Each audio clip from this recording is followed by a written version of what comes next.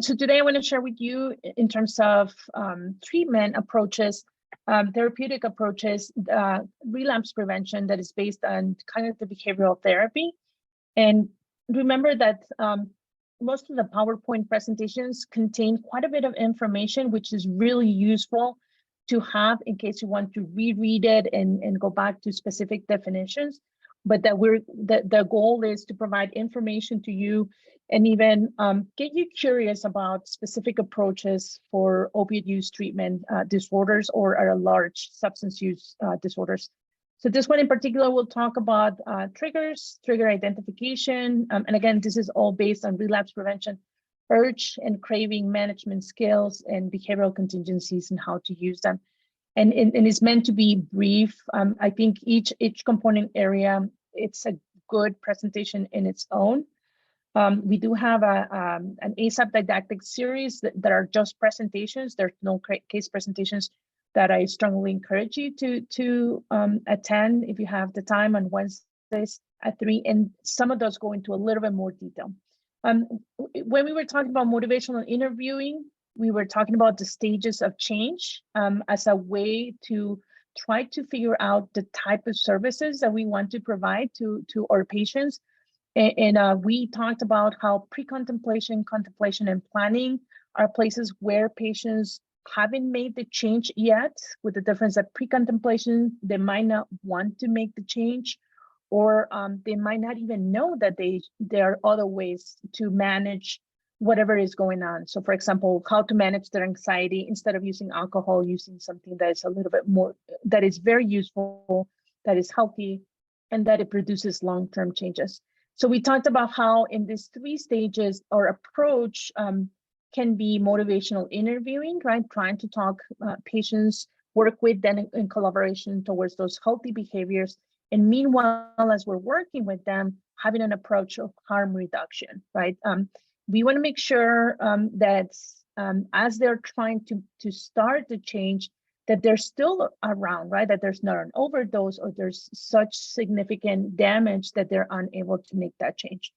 And then we talked about how individuals go into action when they start working on their recovery. And then there's some maintenance. And maintenance would be the best place to be able to, I just want to make sure the line show, the best place for us to use relapse prevention skills. Remember that the trans-theoretical model accounts for people going into relapse, and that relapse can happen in between any of the stages. So we can have somebody who has been in sobriety for over a year, and because of some trigger, they could go all the way down to pre-contemplation or any of these other stages. And so whenever there's a relapse, then again, we're doing harm reduction, but then re-engaging them on those, on the change and then relapse prevention. So and this idea that substance use disorders are a chronic illness, and it's not a one-time thing, right? So I think our approach is always, let's treat them when they're doing really bad, when they come to clinic, because they're desperate, they're really seeking services, but then we forget about the parts when they're doing well. So that relapse prevention approach is essential for someone in recovery to continue to be in recovery. And again, the relapses is just part of the game, right? Lapses and relapses are opportunities for us as providers to identify what skills we're missing, what other things can we put in place so that recovery continues to be bigger. And if we think of it, our patients come in that crisis and we don't treat the non-crisis points, so that if we start treating the non-crisis points and the crisis points, the distance between the peak and the bottom is going to start to decrease, right? So our patients are going to have to start less and less really major relapses where they're back into use for many weeks and severe use. And so again, when we're trying to find motives as harm reduction, we engage in CBT, and here are some examples like identifying triggers, warning signs, and identifying well-being needs, so that through CBT, so that we can use that information as a relapse prevention.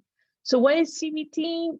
Very briefly, is this idea of guiding our patients to connect their thoughts, feelings, and behaviors. There is a misconception about CBT being a cold approach when it comes to talking to our patients about change. But in reality, it's based on really understanding their backgrounds. What are some things that are gaps, so to speak, in their lives? What might be reasons why they're using, right? And one of the things that's really neat about CBT is that the sole goal is to eventually make the patient their own therapist, right? Because they're able to identify, we empower them by helping them identify that if they can change either thoughts, feelings, or behaviors, that they have the power to change how they feel, how they think, so that they don't have to use, that they can use other alternatives, right? This whole idea, if I'm in the freeway, if all of us are in the freeway and someone cuts us off, that's probably our first reaction is, I don't know, maybe say some really bad things to the other driver, maybe even rolling down the window and doing more, or even more dangerous, following the driver that cut us off and making sure to tell them that that was horrible, right? So that may be, we may think that that's the first reaction, right? The thoughts, the feelings, and the behavior that I'm sharing with you. But then that's an example that we use, would be the alternative thought would be, what if we think that maybe that person that cut us off is running to the hospital and they have an emergency, or feelings and behaviors would be completely different, right? So again, you can see there how powerful that can be for them to know that they have the power to change it. There is flexibility. This can be, CBT can be used in addition to other approaches, and it can be used in isolation. So here are the three major components of the triad of emotions, behaviors. Notice that physiology is in here, because often being able to recognize our thoughts and emotions are it's very difficult, right? So when that person cuts us off in traffic, we might not right away be able to figure out, yeah, we felt disrespected. That's why I ended up, flipping them off, or whatever it is that we did. Or yeah, I felt really angry. And you know what? Actually, I felt really scared that I could have died at that moment. So instead of starting there, sometimes we start with patients by talking about how do they feel? Where in their body do they feel it, right? And some of them will tell us, yeah, I felt like a knot in my stomach, or I noticed that I started getting really red. And so we might start there to recognize that behind that are thoughts and emotions. Okay, let me see here, sorry. There you go, got a little stuck. In terms of CBT, one of the things that is very important is that the session is structured, and that in each component of the session, you're doing something. So one of the things that's really positive, the patients comment, is that they feel that they're moving along, that there's progress, right? So CBT has this 20-20-20 approach, meaning the first 20 minutes, you set an agenda, you talk about what you're going to talk about for the day. The next 20 minutes, you start talking about the scale. So like, let's say for example, we're talking about how to do tracking and monitoring of use. Then we're talking about it in those 20 next minutes. We're practicing how to do that in session. And then in the last 20 minutes, then we ensure that the patient understands what it is that they're going to do to practice. We also talk about what did they get out of the session and what are the plans for the next session. This can be, I think I have it in the next one, this can be a little bit problematic for those who are not used to structuring their sessions, really us providers, right? In which maybe the patient is, maybe we just ask the patient, how are they doing today? And they just happen to tell us a list of other things. If the entire session goes in that direction instead of having the structure. That's why a lot of patients tend to tell us that they feel like they're moving along, that and they can see changes. Very commonly in CBT, we do questionnaires like the PHQ-9, like the GAD, so we can actually even track change, and even when change might go the other way, to see what are some of the things that were happening. This can be super informational to the patient, right? So CBT, again, it's a very, very brief intro, and there's definitely this understanding that we are that we do quite a bit of repetition through exercises, that patients understand what is the rationale, and very importantly, that there is not a perfect way of doing things. I think very often, again, there's a misconception that in CBT, we must teach patients to get rid of their unacceptable thoughts. And that isn't true. We call them usually distorted, unbalanced thoughts.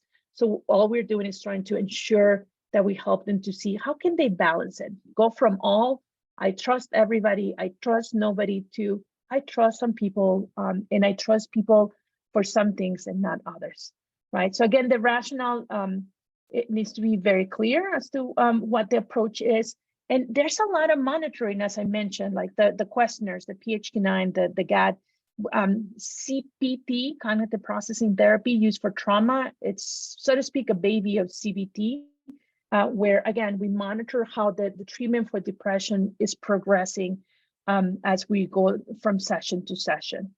And again, with this idea that there's no perfection, there might be some sessions where, say, for example, depressive symptoms start to show up a little bit higher, but this idea of, well, let's explore what are some of the things that are influencing. And as I mentioned, it doesn't have to be perfect. It's this idea, as they get closer and closer towards the behavior, being able to praise them so that they continue to get as close as they can in their own way. When it comes to relapse prevention, we talk about triggers, which is a big one, right? With this idea that if there's a trigger, so for example, I'll use a very trivial example. I see a commercial on TV for a delicious hamburger that thought of, oh yeah, you know, and memories of that delicious hamburger start to come up to the point that I get cravings, right? Like even as I'm telling you, my mouth is salivating, right? We start to salivate, we start to physically feel it. So cravings, as opposed to urges, might be when now it has become physical and is very hard at that point not to use. So one approach in relapse prevention is to catch it at the urges right before they get the desire to use gets into cravings, when it's a physiological reaction that we can no longer stop. And so this is based in classical conditioning, right, where you have a neutral stimuli like the bar in the next corner, that it's trivial and now has become a very strong connection for me to use alcohol, for example. And one example, if we think of that, then is exploring what is it that we have linked. So I'm going to show you this slide. This is one example of an exercise that we use, which is function analysis. Super helpful because our patients are really good at being able to recognize what are those external, or they tend to be good at recognizing what are the external triggers, but they are very surprised to realize that they have a lot of internal triggers. Maybe it is every time they're around their spouse who tends to be very nagging and is doing all kinds of behaviors, maybe when they feel very depressed. And so the whole point in this, remember, is to start to disconnect the neutral stimuli, which is the alcohol and the triggers, and try to add other activities that can be used to be able to manage when they feel very depressed, for example. Notice that it also addresses behaviors. And then here is another one that's interesting. Our patients tend to have less difficulty being able to recognize short-term positive consequences of use. So when I use with this person, I tend to feel more relaxed. When I use in the afternoons, I tend to feel not as bored, etc. But what they don't realize or they don't account for the negative long-term effects, right? So for patients, this tends to be a surprise. This tends to be very powerful. For family members, this tends to be a surprise, the short term, because families don't realize that somebody is using because there are certain triggers, that there's certain things that are going on. So maybe family members are surprised when they realize their husband is using alcohol anytime that they feel anxious, right? And so, so that's we use that in community reinforcement in therapy like CRAFT. Behavioral contingencies is another approach, right? We use it here at ASAP. And again, this in itself is another presentation that would be more detailed, but here's a little intro, I apologize. Here's a little intro in terms of behavioral contingency. It's again, if we go back to B.F. Skinner and operant conditioning, we know that if we reward and punish, we're going to be able to change behavior. But here's the trick. Punishment is out of fear, and it tends to have effects that are not as long, they don't stay for a long time, the way that they do for rewards, right? So we can change both, right? We can stop people from speeding by giving tickets, right? But it might be better to help people understand why speeding might be very dangerous and giving rewards for that. So that's the whole idea behind contingency management. Let's see. It can be used to increase attendance, reduce use, increase adherence. And here are some examples. It can be vouchers, it can be privileges. So for example, here, as people tend to have more stability, they have more take-home doses. And we also actually have items that people can start collecting points to be able to exchange for something. So something like a bus pass, or we have bigger prices. They can actually talk about that delaying gratification, which also can be very helpful when it comes to substance use. They can delay using their points and accumulate them and get much bigger prices. Like I think they have like pressure cookers. We have a little glass display downstairs that has items. You can use alternative tables to be able to track some of the things that are positive consequences. So for example, instead of using alcohol on Saturday, having spent time with my boyfriend would be the positive consequence, that special connection that I have with that person. Again, people who have used substances have difficulty recognizing the consequences of the positive behaviors. And so us being able to help them monitor will definitely help them. The other one would be urge management. Remember, we want to stop it at urge, because once it passes urge, it goes into a craving, and that's very difficult to reverse. And so we have records where patients can track their use, the situation. So they start recognizing situations that are maybe high risk situations, and maybe some planning for it, right? So here's another monitoring in terms of drug use. And notice that this one is even tracking what were the thoughts and the feelings when they use. Another approach would be teaching urge surfing, right? What's the best way to handle a wave is not try to fight it, but to actually go with the wave, right? So when there's an urge, being able to recognize that this is going to pass within this window of 20 to 30 minutes, then having other activities might be helpful, and being able to name what are the triggers. That is super essential, right? Our patients start to recognize places, people, and situations that would trigger them to use.